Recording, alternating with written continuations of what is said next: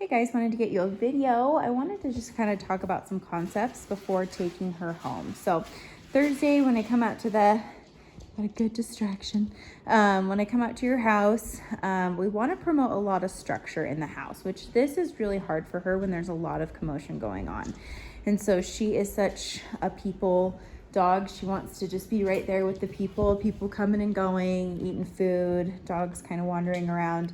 She wants to be right there in the mix. And right now I'm asking her to hold a downstay. So this is super hard for her, but it's really important to make sure that we practice this just a couple times a day. It's not something that we have to teach her at this point. She understands what's expected, but you can tell like just in her body language, she's like, I really want to get up, and she's kind of tucking her paws in so that she stays in this downstay. Good job, girl.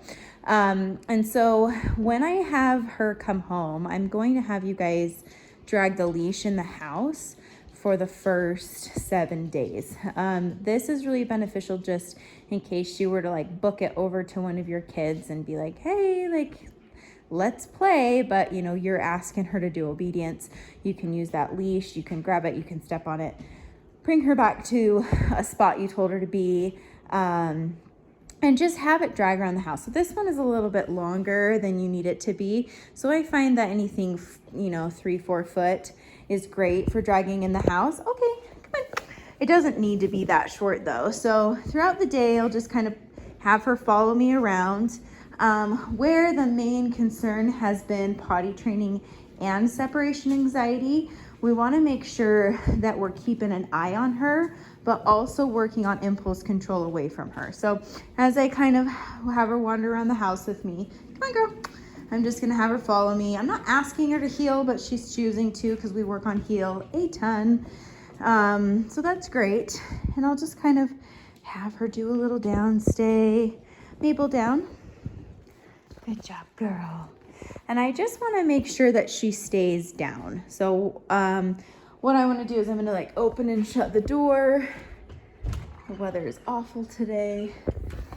We were going to go on a walk and then it started pouring. So we're going to go. It's supposed to be done this evening. But so we're doing lots of stuff just around the house where we like to go outside quite a bit when the sun is shining. But this is really functional just for her anxiety. So you can do this with a place command and the downstay if you don't have a place command in that spot of the house.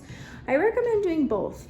So going out of sight from her where down, she's doing it. So she broke a little because she got out of sight, but that's where I take the e-collar with me. I gave her a little tap and then she stays in that down. Good girl.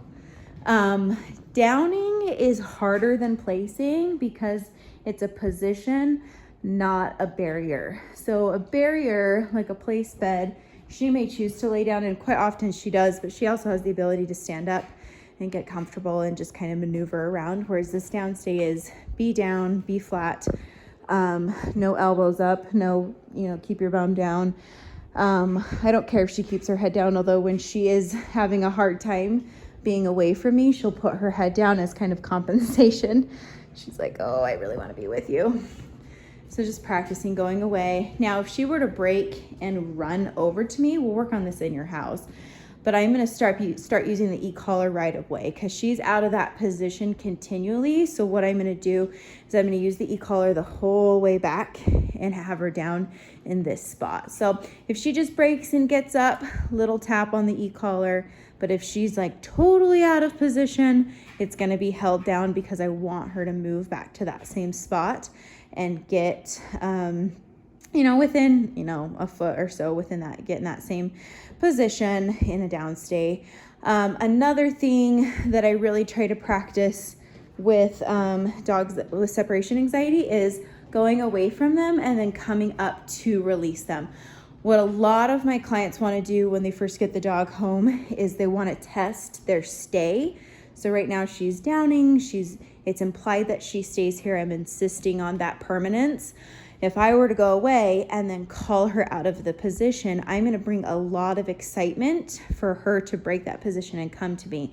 A lot of people love that because their dog is excited to see them and it's kind of fun.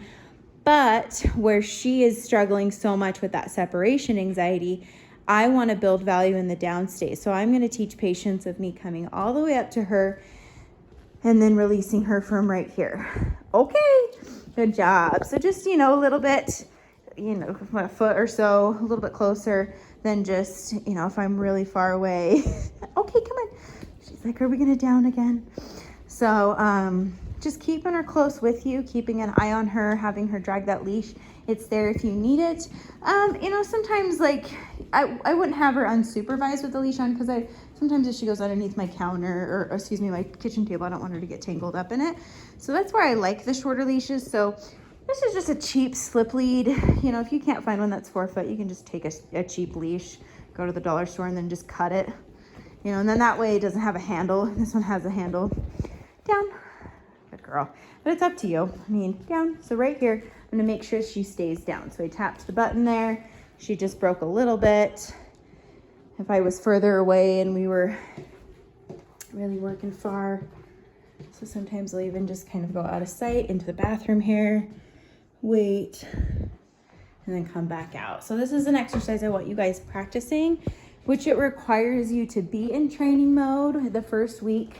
Don't try to do too much at once, meaning don't be trying to do homework and cooking dinner and asking for a downstay all in the same location. Those are things that we want.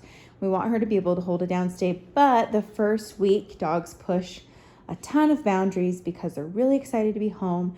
And then, her brother's there and all the kids are there. So we want to make sure that when we are training her, we have our undivided attention on her.